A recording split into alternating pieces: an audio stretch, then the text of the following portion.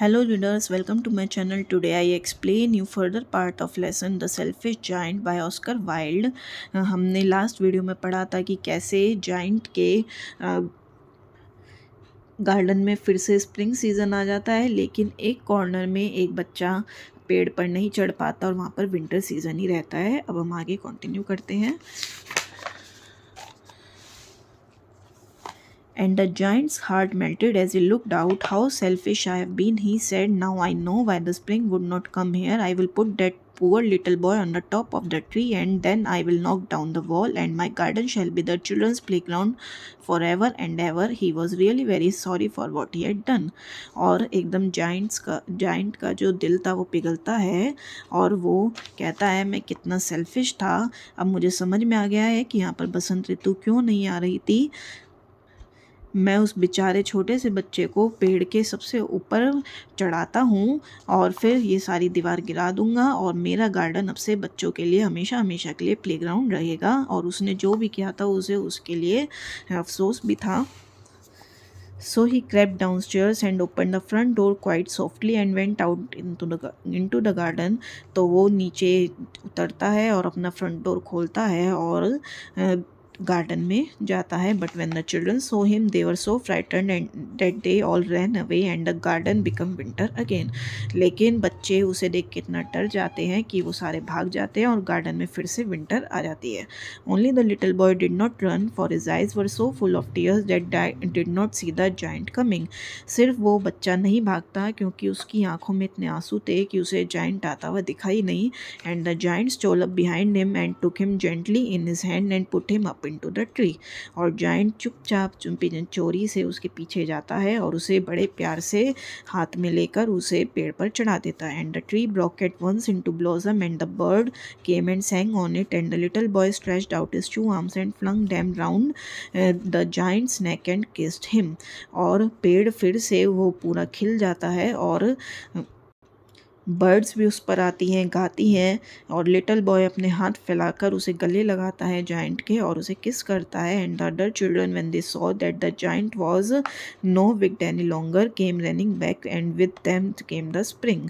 और जब सारे बच्चे देखते हैं कि जाइंट अब इतना दुष्ट नहीं रहा तो वो वापस आते हैं और उनके साथ साथ बसंत भी आ जाती है। इट इज़ योर गार्डन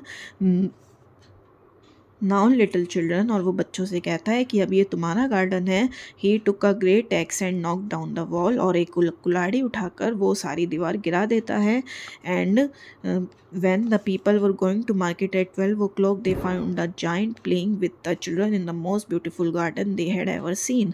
और जब लोग 12 बजे वहाँ से जा रहे होते हैं, वहाँ से गुजर रहे होते हैं मार्केट के लिए, तो वो देखते हैं कि जाइंट बच्चों के साथ खेल रहा होता है उस बहुत ही सुंदर गार्डन में। All day long they played and in the evening they came to the giant to bid him goodbye. अब बच्चे पूरे दिन वहाँ खेलते थे और शाम को वो जाइंट को गुड बाय कहने आते थे।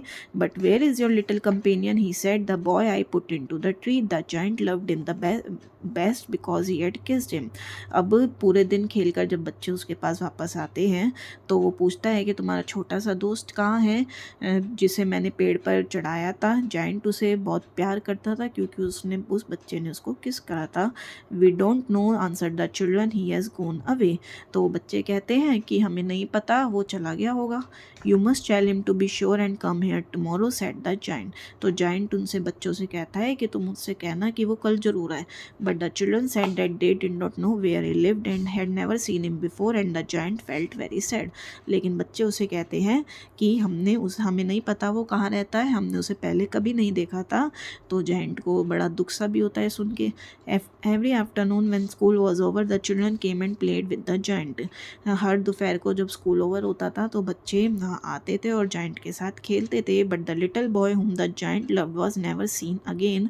लेकिन उस छोटे से बच्चे को जिसको जाइंट प्यार करता था वो कभी दिखाई नहीं। The giant was very kind to all of the children yet he long for the first little friend and often spoke of him how I would like to see him he used to से।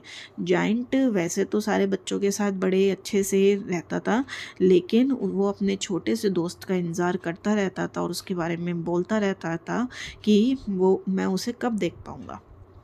Years went over and the giant grew very old and feeble. साल बीतते जाते हैं और giant बूढ़ा और कमज़ोर होता जाता है। He could not play about any more, so he set in a huge arm chair and watch the children at their games and admired his garden. I have many beautiful flowers he said, but the children are the most beautiful flowers of all.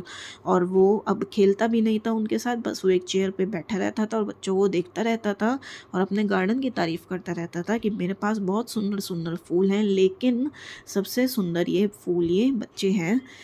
One winter morning he looked out of his window as he was dressing. एक बार winter की बात है, वो बाहर देख रहा था खिड़की के जब वो कपड़े पहन रहा था। He did not hate the winter now, for he knew that it was merely the spring asleep and the flowers were resting. अब उसे विंटर से इतनी नफरत नहीं थी, क्योंकि उसे पता है कि स्प्रिंग शायद सो रहा होगा या फ्लावर्स रेस्ट कर रहे होंगे। Suddenly he rubbed his eyes in wonder and looked. एक बार उसे क्या दिखता है खिड़की से बाहर कि वो मतलब आँखें मलते रह जाता है और देखता ही देखता रह जाता है। It certainly was a marvellous site, वो बहुत ही अद्भुत नज़ारा था। In the farthest corner of the garden was a tree quite covered with lovely white blossoms. और गार्डन में बहुत दूर का जो कोना था, वहाँ पर पेड़ जो है बड़े प्यारे प्यारे से वाइट कलियों से खिला हुआ था। It's branches were all golden and silver fruit hung down from them, and underneath it stood the little boy he had loved। और उसकी ब्रांचेस सारी गोल्डन थी, सिल्वर फ्रूट उस पर लटके हुए थे और उसके नीचे वो बच्चा खड़ा था जिसे वो प्यार करता था।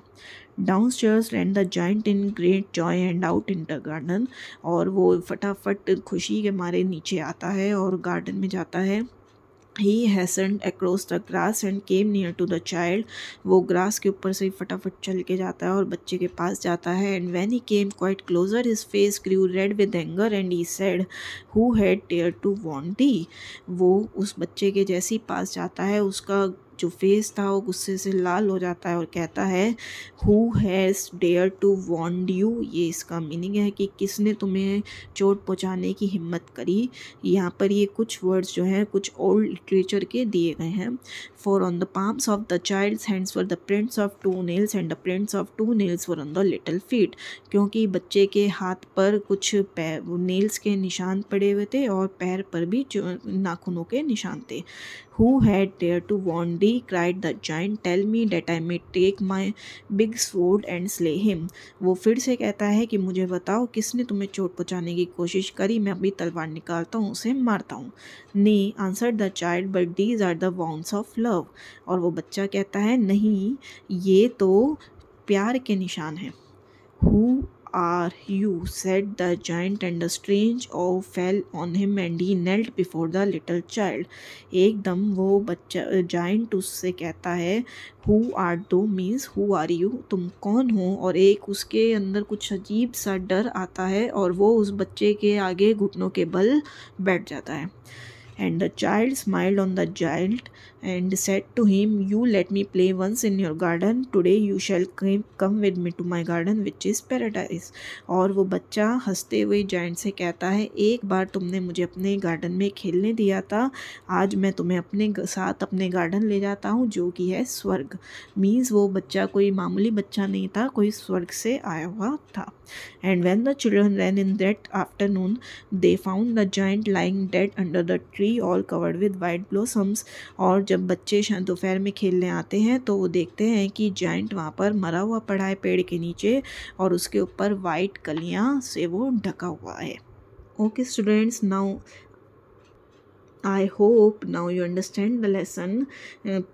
Please like, share and subscribe the channel। Okay, thank you, bye bye।